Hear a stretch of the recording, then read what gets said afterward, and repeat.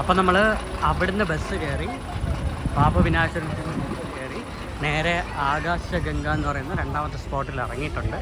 ഇതാണ് ആകാശഗംഗ എന്ന് പറയുന്ന ആ ഒരു പ്ലേസ്. അപ്പോൾ ഇതുവഴിയാണ് പോകാനുള്ളത്. ഇവിടെ ഒരുപാട് വണ്ടികളൊക്കെ നിൽപ്പുണ്ട്. ഇനി ഇത് കംപ്ലീറ്റ് ചെയ്തിട്ട് വേണം ഇവിടെ നിന്ന് തിരിച്ച് ബസ്സുണ്ട് ഇവിടെ നിന്ന് തിരിച്ച് പോകാനായിട്ട്.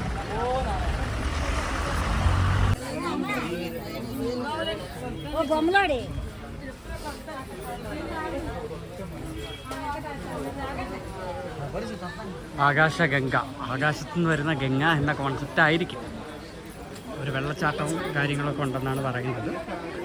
അതായത് ഇവർക്ക് പെട്ടെന്ന് ഇതിൻ്റെ ഒരു ഉത്ഭവം കണ്ടുപിടിക്കാൻ പറ്റുന്നില്ല, അങ്ങനെയും പറയുന്നുണ്ട്. ആകാശഗംഗയിലേക്ക് ഗണപതി, ഇവിടെ ഒരു ക്ഷേത്രം ഉണ്ടെന്ന് പറയുന്നു. പോരാഞ്ഞിട്ട് ഭഗവാന് അഭിഷേകം ചെയ്യാൻ ഇവിടുത്തെ ഗംഗാജലം അല്ലെങ്കിൽ ഇവിടുത്തെ ജലം യൂസ് ചെയ്യുന്നതെന്ന് പറയുന്നുണ്ട്. ഇതൊക്കെ ഓരോ ആൾക്കാർ പറഞ്ഞ് കേട്ട് അറിഞ്ഞ അറിവുകളാണ്.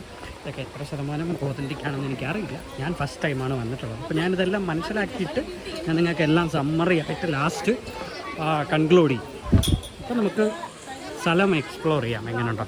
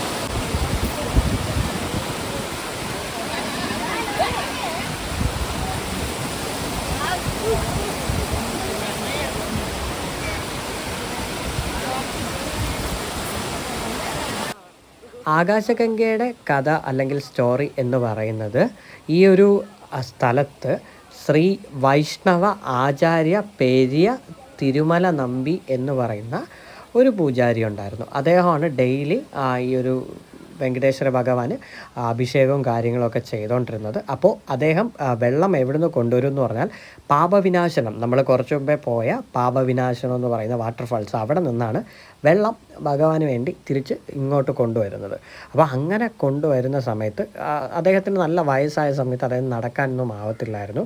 അങ്ങനെ ഒരു ദിവസം അദ്ദേഹം ഭഗവാന്റെ പ്രാർത്ഥിച്ച് വിഷമിച്ച് ഇങ്ങനെ വെള്ളം കൊണ്ടുവരുന്ന വഴിക്ക് ഒരു കുഞ്ഞു ബാലകൻ്റെ രൂപത്തിൽ, അതായത് കുഞ്ഞു കുട്ടിയുടെ രൂപത്തിൽ ഭഗവാൻ പ്രത്യക്ഷപ്പെട്ടെന്നും ആ ഒരു കുട്ടി അദ്ദേഹത്തോട് വെള്ളം ചോദിച്ചെന്നും, അപ്പോൾ അദ്ദേഹം പറഞ്ഞു, ഇത് ഭഗവാന് അഭിഷേകത്തിന് കൊണ്ടുവരുന്ന വെള്ളമാണ്, ഇതെനിക്ക് തരാൻ ഇപ്പോൾ പറ്റത്തില്ല എന്ന് അദ്ദേഹം പറഞ്ഞിട്ട് അദ്ദേഹം ആ വെള്ളവും കൊണ്ട്, അതായത് ഒരു കലം പോട്ടില്ലേ, മൺകുടത്തിൽ അദ്ദേഹം വെള്ളവും ക്യാരി ചെയ്ത് പോകുന്ന സമയത്ത് ഈ ഒരു കുഞ്ഞു ബാലകൻ ഒരു അമ്പ് ചെയ്ത് ആ പോട്ടിൽ ഒരു ഓട്ട ഉണ്ടാക്കി, ഒരു ചെറിയൊരു ഹോളുണ്ടാക്കി ആ വെള്ളം കുടിച്ചു. അപ്പോഴത്തേക്കും അദ്ദേഹത്തിന് വിഷമമായി. കാരണം ഇനി വീണ്ടും പാപവിനാശനം വരെ നടക്കാനൊന്നും അദ്ദേഹത്തിന് വയ്യ. അപ്പോഴത്തേക്കും ഈ ഒരു കുഞ്ഞു ബാലകൻ പറഞ്ഞു, താത്ത ഒരു പ്രശ്നമില്ല, താത്ത എന്ന അപ്പുപ്പ അല്ലെങ്കിൽ താത്ത എന്നാണ് വിളിക്കുന്നത്, താത്ത ഡോൺ വറി.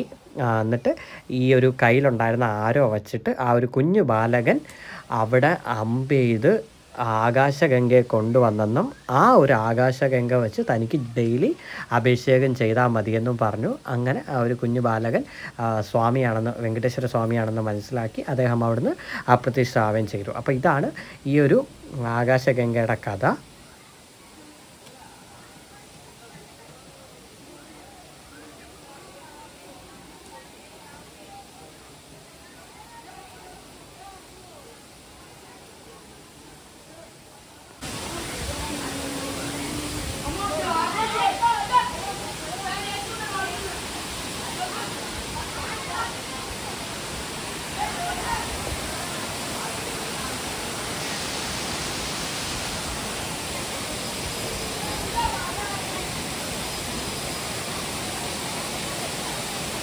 ഈ ഒരു ആകാശഗംഗയിൽ മറ്റൊരു പ്രത്യേകതയൊക്കെ ഉണ്ട്. അതായത് ശ്രീ അഞ്ജനാദേവിയും ബാലാഞ്ജനേയ സ്വാമിയും ഇവിടുത്തെ പ്രധാന പ്രതിഷ്ഠയാണ്. അതായത് ഹനുമാനും ബാലഹനുമാനും ഹനുമാൻ്റെ അമ്മയായ അഞ്ജനാദേവിയും കൂടെ ചേർന്നാണ് ഈ ഒരു ആകാശഗംഗയിൽ ഇരിക്കുന്നത്. കാരണം എന്തെന്ന് ചോദിച്ചു കഴിഞ്ഞാൽ ഇത് ഹനുമാൻ്റെയും കൂടെ വാസസ്ഥലമാണ്. ഹനുമാൻ്റെ അമ്മ ഇവിടെ വന്നിരുന്നു. അത് അഞ്ജനാദ്രി എന്ന് പറയുന്ന ഒരു മലയാണിത്. ഹനുമാൻ്റെ അമ്മ ഈ ഒരു പ്ലേസിലുണ്ടായിരുന്നു. രാമായണമായിട്ട് ബന്ധപ്പെട്ടുള്ള സ്ഥലമാണ്. അങ്ങനെ ഒരുപാട് ഐതിഹ്യങ്ങളുള്ള സ്ഥലങ്ങളാണ് ഈ പറയുന്ന ആകാശഗംഗ. ഇനി നമ്മളിനി അടുത്ത പോകുന്ന ജബാലി എന്ന് പറയുന്ന ആ ഒരു പ്ലേസ്.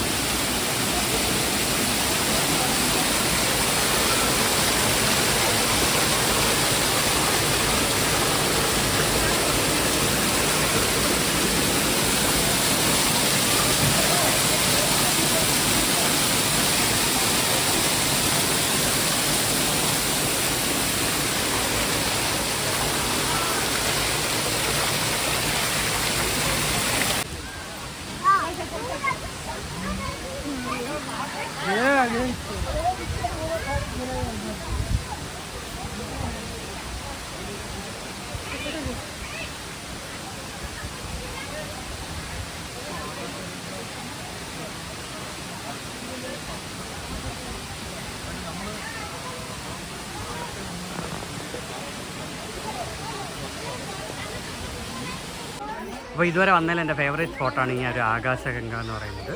അപ്പോൾ ഇനി നമ്മൾ പോകാൻ പോകുന്നത് ജപാലിയിലും വെങ്കടേശ്വര സ്വാമി മന്ദിറിലുമാണ് ഇനി നമ്മൾ പോകാൻ പോകുന്നത്. തുടക്കത്തിലൊക്കെ കടയുള്ളൂ, ലാസ്റ്റോട്ട് ചെല്ലുമ്പോൾ കടയും കാര്യങ്ങളൊന്നുമില്ല. ഈ ഒരു ആകാശഗംഗയിൽ നിന്നാണ് എല്ലാ വെള്ളിയാഴ്ചയും രാവിലെ 3 മണിക്ക് ഭഗവാൻ അഭിഷേകം ചെയ്യാനായിട്ട് വെള്ളം കൊണ്ടുപോകുന്നത്. അപ്പോൾ അതിൻ്റെ സ്റ്റോറിയും കാര്യങ്ങളൊക്കെ നിങ്ങൾക്ക് മനസ്സിലായല്ലോ. അപ്പോൾ അത്രയ്ക്ക് പ്യൂരിറ്റി ഉള്ളൊരു വെള്ളമുണ്ട്.